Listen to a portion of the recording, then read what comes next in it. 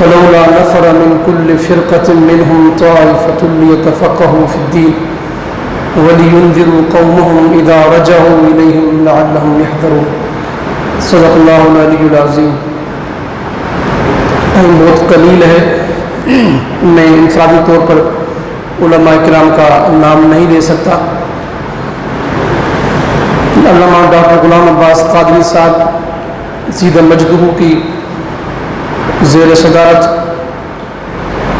علامہ مفتی محمد رسول بخش قادری صاحب دامت برکاتہ العالیہ کی میزبانی میں آج کا یہ جو اجتماع ہے، تمام علماء کرام جس مقصد کے لیے یہاں جمع ہوئے ہیں اس مقصد کو سامنے رکھتے ہوئے قرآن مجید فرقان حمید کی میں نے یہ آیت پڑھی. اللہ تبارک و تعالی ارشاد فرماتا ہے فلولا نفر من كل فرقة منهم طائفة ليتفقهوا في الدين، کہ اس طرح کیوں نہ ہوا کہ ہر ایک جماعت میں سے، گروہ میں سے، فلولا نفر من كل فرقة منهم طائفة، ایک طائفہ، ایک جماعت دین سیکھنے کے لیے کیوں نہ آئی تاکہ وہ دین سمجھیں اور پھر وہ دین سمجھ کر واپس چلے جائیں اور جو ان کے اپنے لوگ ہیں ان کو یہ دین سمجھا دیں. خلاصہ عرض کیا کہ ہر فرقے میں سے ایک جماعت ہو جو دین سمجھے اور دین سمجھنے کے بعد جب لوٹ کے جائیں تو ان کو دین سکھا دیں. ہمیں اس قرآن پاک کی آیت کو پیش نظر رکھ کر جہاں جہاں دین کی تعلیم کی کمی ہے وہاں سے علم دین کے جو مشتاق لوگ ہیں ان کو بلائیں. جہاں صحیح صحیح علم پڑھایا جا رہا ہو وہاں ان کی تعلیم کا بندوبست کیا جائے تاکہ اس علم کے ذریعے سے جہلاء کا مقابلہ کیا جا سکے. مستقبل میں جتنے بھی چیلنجز آئیں گے اور ابھی ہیں بھی صحیح، ان کا مقابلہ صرف اور صرف علم کے ذریعے سے ہی کیا جا سکتا ہے. افرادی قوت سے مقابلہ نہیں کیا جا سکتا. سینکڑوں جاہل ایک طرف ہو اور ایک عالم ان کے مقابلے میں ہو تو وہ ایک عالم ان سینکڑوں جاہلوں پر بھاری ہے، اس لیے کہ وہ عالم جب قرآن و حدیث کے مطابق مدلل گفتگو کرے گا تو سارے جہلاء کا سر جو ہے وہ شرم سے جھک جائے گا، وہ لاجواب ہو جائیں گے. اس لیے علم کی قدر کریں. علامہ مفتی رسول بخش صاحب قادری دامت برکاتہ العالیہ دین مدین کی خدمت کر رہے ہیں. اس ادارے کے اندر بہترین تعلیم کا سلسلہ جاری اور ساری ہے. ہم بھی یہی کہتے ہیں، تنظیم علماء اسلام کا بھی پیغام یہی ہے کہ علم کو فروغ دیا جائے. جو جاہل ہیں ان کو ایک طرف رکھیں اور یہ جو منصب ہے، ممبر اور محراب ہے، یہ حق جن کا ہے ان کو دیا جائے.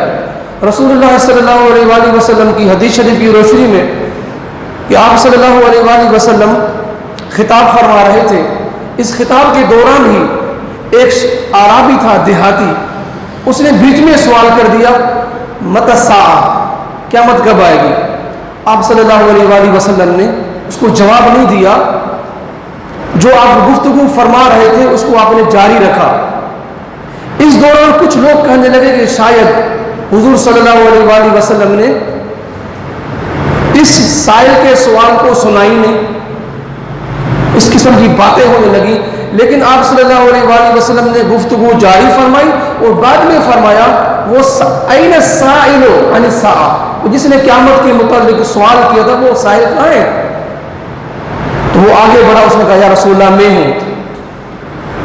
تو آپ صلی اللہ علیہ وآلہ وسلم نے اس کو جواب دیا اذا دجیعت الامانت فانتظر الساعہ، جب امانت کو ضائع کیا جانے لگے تو اس وقت تم قیامت کا انتظار کرنا. اس نے عرض کی کیف اضاعتها یا رسول اللہ، یا رسول اللہ امانت کا ضیاع کیا جانا کس طرح ہوگا، امانتیں کس طرح ضائع کی جائیں گی؟ آپ نے فرمایا اذا وسد الامر الى غیر اہلہ فانتظر الساعة، جب کوئی بھی معاملہ کسی نااہل کے سپرد کیا جانے لگے تو اس وقت تم قیامت کا انتظار کرنا۔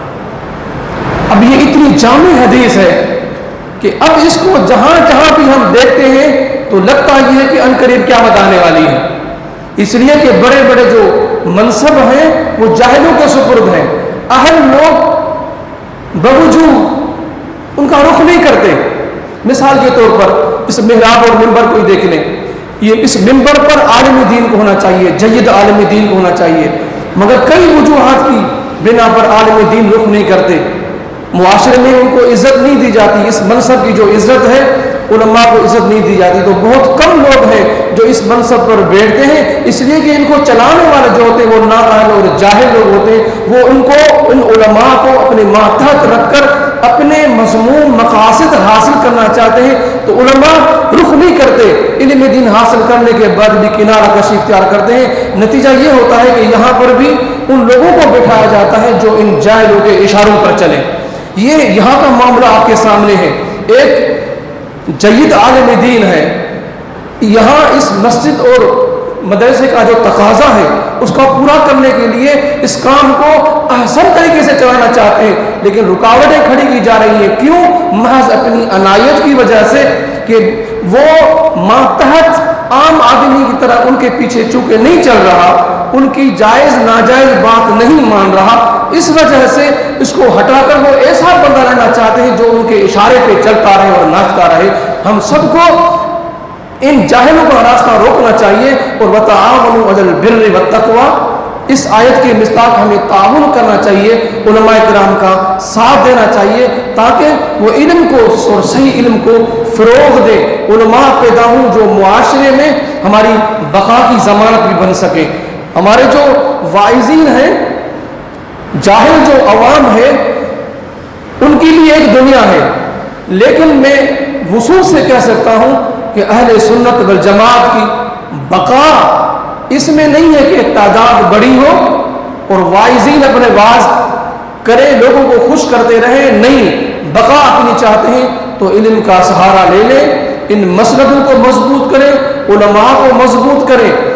یوں نہ ہو اس حدیث شریف کی مصداق جس میں رسول اللہ صلی اللہ علیہ وآلہ وسلم نے یہ فرمایا کہ اللہ تبارک و تعالی علم کو قرض کرے گا، علم کو لے لے گا، لیکن آگے یوں بھی فرمایا کہ اس علم کو قبض یوں نہیں فرمائے گا کہ علماء کے قلوب سے علم کو کھینچ لے، یوں نہیں فرمایا، بلکہ فرمایا ولیکن یقبض العلم بقبض العلماء، علم کو یوں قبض فرمائے گا کہ علماء کو ہی اپنے پاس بلا لے گا، جو صحیح علماء ہوں گے وہ آہستہ آہستہ فوت ہوتے جائیں گے، نکلتے جائیں گے، حتی اذا لم یبق عالما اتخذ الناس رؤوسا جہالا، یہاں تک کہ جب اللہ تعالیٰ کسی مستند عالم کو باقی نہیں رکھے گا، یعنی علماء کو وفات دے دے گا، تو اس وقت جو جاہل لوگ ہوں گے اتخذ الناس رؤوسا جہالا، جاہل لوگوں کو اپنا پیشوا لوگ مانیں گے، جاہل ہوں گے کہ یہ ہمارا مقتدا ہے، یہ ہمارا عالم ہے، یہ ہمارا مفتی ہے، یہ ہمارا سب کچھ ہے۔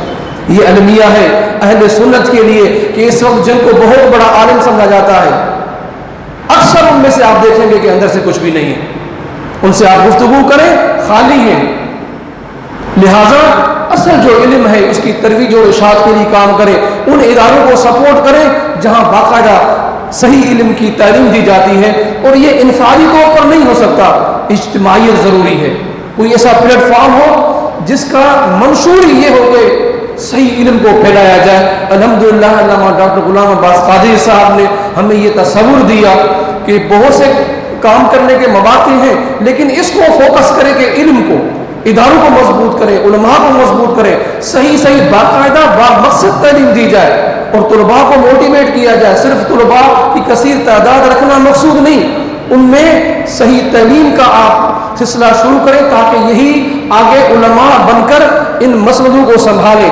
اس مسند پر اگر عالم ہوگا تو کوئی بعید نہیں کہ محلے کے جتنے بھی لوگ آئیں گے ان کو صحیح میسج جائے گا، لیکن اگر عالم نہیں بیٹھا किस्से कहानियाँ सुनाने वाला मिंबर पर अगर बैठा है तो वही है जो हम देख रहे हैं कि जब खुतबे का टाइम होता है उस वक्त पब्लिक आ रही होती है। वरना ये एक ऐसी जगह है कि इसको अगर सही तौर पर इस्तेमाल किया जाए तो दीन का बहुत बड़ा काम हो सकता है।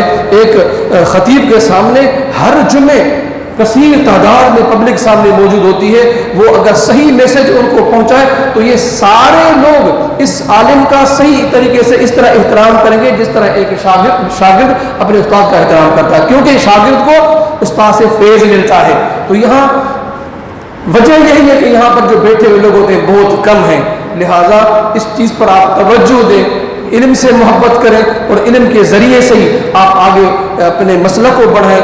आपका मसलक नौज़ुबिल्लाह मिन ज़ालिक बातिल नहीं है, आपको कोई तरद्दुद नहीं होना चाहिए, शक और शुबहा भी नहीं होना चाहिए। जिस नहज पे आप चल रहे हैं बिल्कुल दुरुस्त है, लेकिन आजकल जो असलियत है उसकी तरफ लोगों की तवज्जो कम जाती है। सोना ओरिजिनल है, उसमें अगर चमक कम है तो उसकी तरफ लोग कम जाते हैं, और जिसमें चमक ज़्यादा है लोग उधर चले जाते हैं। चंद दिन पहले की बात है, मेरी मस्जिद में, अब नाम लेना भी मुनासिब नहीं है लेकिन मैं ले लेता हूँ, उस मसले का आदमी था जो हुज़ूर गौस पाक को बुरा भला कह रहा है, कहता है ये कादरी क्या है, गौसे आज़म क्या है, ये क्या है, वो क्या है, मुजद्दिद अल-फ़सानी के बारे में बातें करता है। मैंने कहा कि आप किसको मानते? कहता है शाह वलीउल्लाह को मानता हूँ। मैंने कहा हम भी उनका एहतराम करते हैं, लेकिन आपको पता होना चाहिए कि शाह वलीउल्लाह मुहद्दिस देहलवी रहमतुल्लाह ताला अलैहि भी मुजद्दिद अल-फ़सानी के मुरीद हैं। वो ये बात देख के हैरान रह गया। मैंने कहा कि हुजूर मुजद्दिद अल-फ़सानी हुजूर गौस पाक के मुरीद हैं, तो आपके शाह वलीउल्लाह आपके नहीं हमारे भी हैं, तो वो भी हुजूर गौस पाक के मुरीद हैं, तुम क्यों उन पर नाम तान करते हो?